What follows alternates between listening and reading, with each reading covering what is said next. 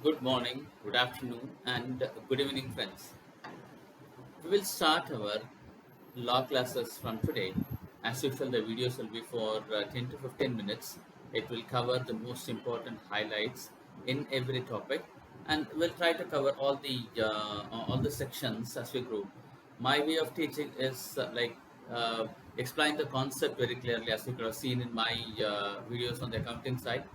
So the accounting videos will continue to happen. So I'm trying to post one on accounting and one on law on a daily basis during the weekdays, like Monday to Friday. And uh, I'm just trying to see that how best I can balance my classes, academics with my profession as well. So that's the reason of coming out with the 15 minutes videos, as you know. So I'll try to balance accounts and as well as law and save it in the YouTube channel on a daily basis. One class, 15 minutes video for accounts, and then one 15 minutes class for the law subject. So for the time being, it's a foundation that's being covered as far as accounting is concerned. But when it comes to law, intermediate will be covered, and I can still catch up with because some of the laws subjects law chapters what we're seeing in intermediate of CMA, and that's mostly covered in CA Foundation as well as in CMA Foundation. So the parallels can be drawn. Like if you read this, obviously that will be very basics, but at least you can understand the basics or conceptual understanding of those laws. Today we'll be starting with ESI Act, but Sale of Goods Act or Negotiable Instruments Act or Contracts Act, etc. They're all covered at a basic level in the foundation for CA as well as in CMA. So that's the reason I saw these acts, same acts are covered as well as part of the intermediate. So that's the reason moving into intermediate here so that the inter students as well as the foundation students can get the benefit out of it. Okay, now let's get back to the class. ESI Act, Employee State Insurance Act 1958. This is one of the most prominent and worthwhile legislation that started after the independence. Right in 1948, this act came into force, and this is one of the first social security benefit that was implemented in the independent India. Hmm.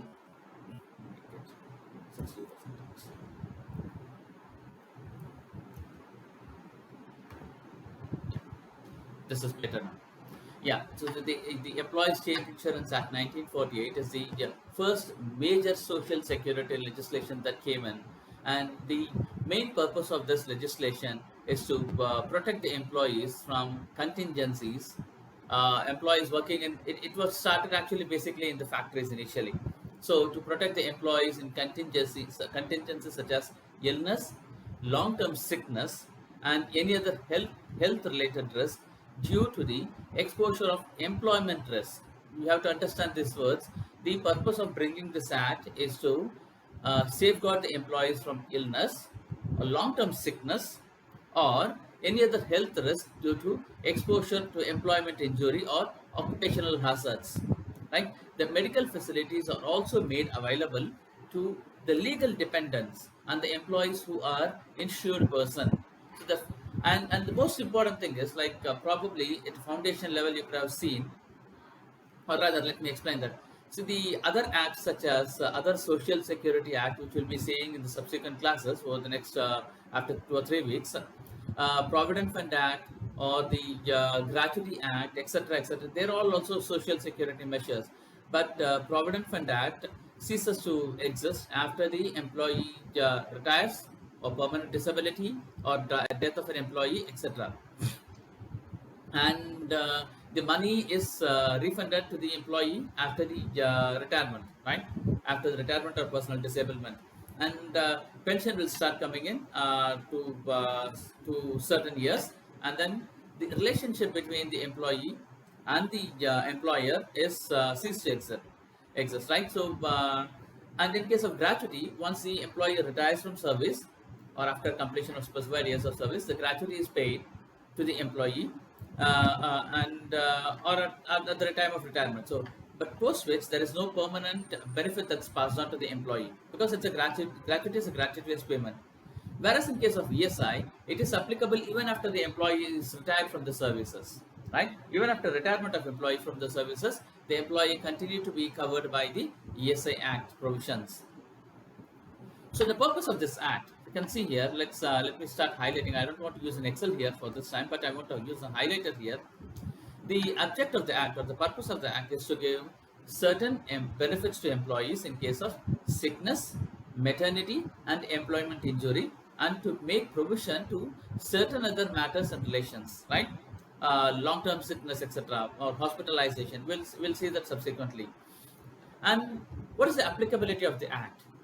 The act applies obviously to all the factories, including factories belonging to the government, and including the factories belonging to the government-run factories. It's also covered. And what is excluded is the seasonal factories. What is the seasonal factory? We'll cover at the later stage. But it is, if you can see here, let me highlight it. It's applicable to all factories, including factories belonging to the government. It's applicable to the factories belonging to the government as well.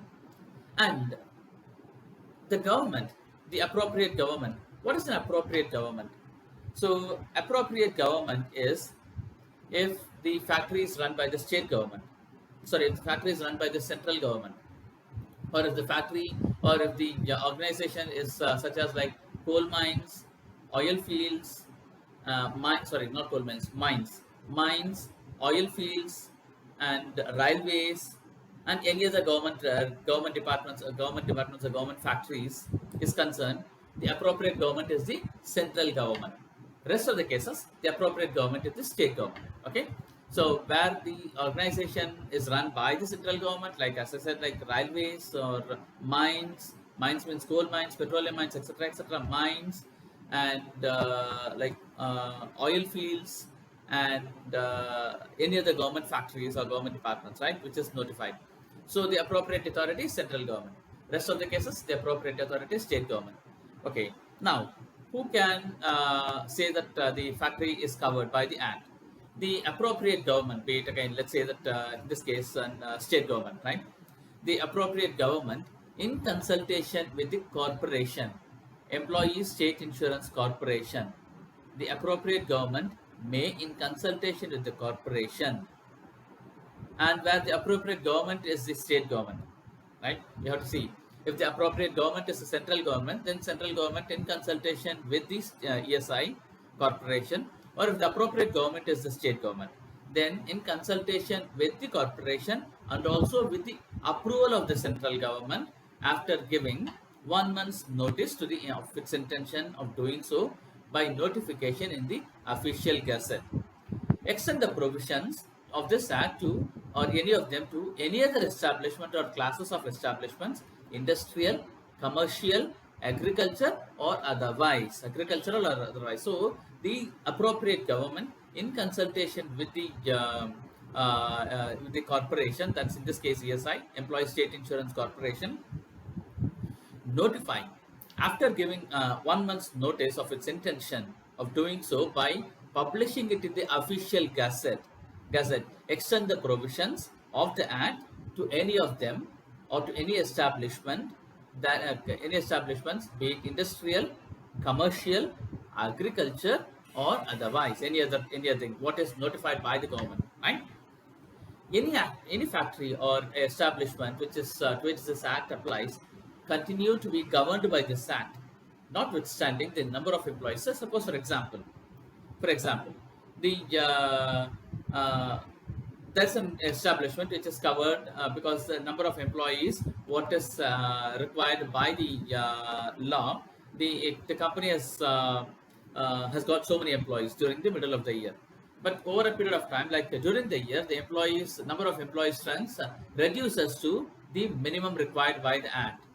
In spite of the number of employees working there coming down than the minimum required, then also the act will continue to be covered, right? Suppose, for example, the act says like 50 employees is the minimum requirement, or 20 employees. We will come to that. I'm just giving an example. If the act says that any employee, any factory which has got 10 or more employees will be covered, and the establishment is covered under ESI Act, the moment they crosses 10. During the year, if the number of employees reduces to 8, still the factory or the establishment will be covered by the ESI Act. Just because the number of employees falls below the minimum required number, the applicability of that will not will continue. There is no question whether the act will continue or not. The act will continue to apply even after the reduced number of employees below the minimum required by the act, right? Then, and the wage limit, the central government and has since prescribed the wage limit for coverage. Like, what is the limit? Like a person earning say 50,000 rupees will be covered by the act? No, the central government has prescribed the wage limit as rupees 21,000. Central government has prescribed the wage limit as rupees 21,000. Any employee whose salary is 21,000 or less has to be covered by the act. So, what is our wages?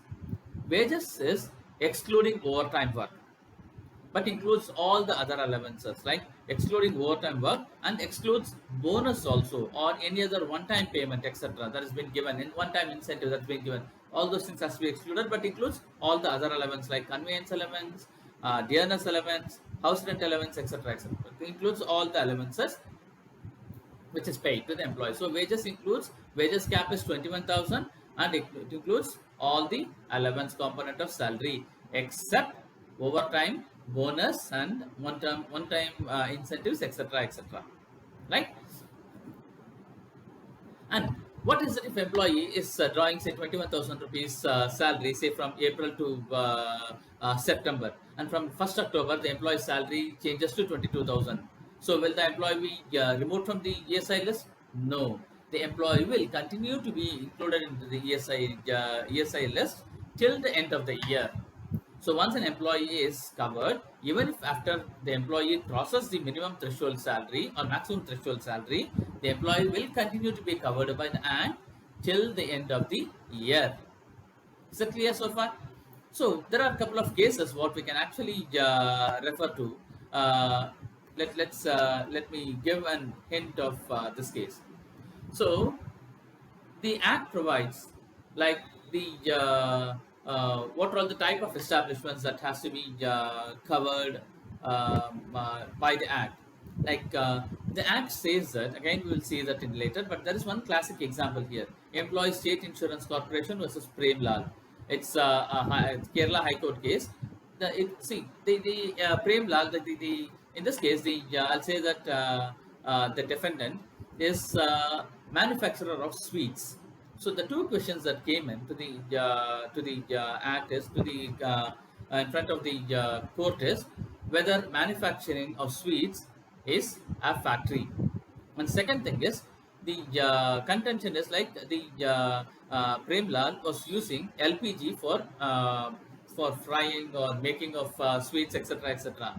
So whether use of LPG will constitute power, because the act says any establishments which is using the power will be covered. So whether use of LPG is to be treated as power. The case has been held that use of LPG is a form of power, and sweet is also a form of manufacturing where raw material is converted into a finished product. So the sweet manufacturing should be treated as a factory, and use of LPG should be treated as the form of power, and the establishment will be covered under the ESI Act. So the lot many cases will be there. So I'll try to explain you some of the cases what is coming in during the classes. But I think hope this is clear now, right? Go through this. It's just a first class, right? I just want to give some basics, but we'll be covering the ESI Act over the next 10 days time, and we'll try to complete ESI Act over the next 10 days time. And as usual, I'll take any questions or queries that you might have. You can send an email to me at babupri@rediffmail.com, and I'll come back to you with clarifications that you might have. Thank you, friends, and have a great and nice day.